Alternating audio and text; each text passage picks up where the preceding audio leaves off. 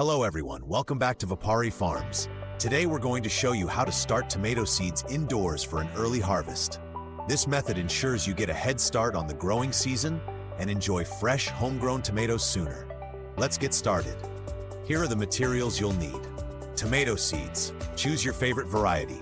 For organic gardening, look for certified organic seeds. Seed starting mix. A sterile mix is best to prevent diseases. Containers, small pots or seed trays work well. Water for moistening the soil.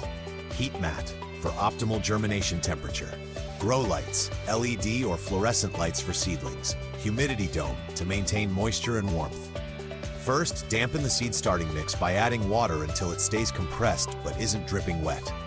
Fill your containers with the mix, leaving about an inch at the top. Gently firm the soil. Make a 1/4 inch furrow in the mix. Place 2 to 3 seeds in each container, about 1/4 inch deep. Cover the seeds with a sprinkling of mix and gently pat it down. Water lightly to ensure good seed-to-soil contact. Place your containers on a heat mat set to about 75 degrees Fahrenheit. This will help speed up germination.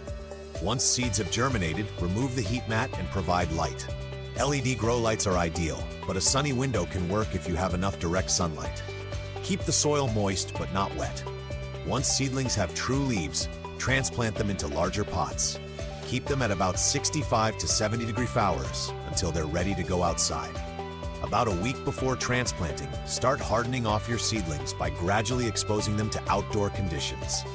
When nighttime temperatures are consistently above 50 degrees Fahrenheit, it's safe to transplant them into your garden.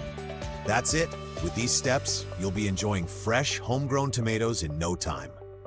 Thanks for watching, and don't forget to subscribe for more gardening tips and tricks. Happy gardening!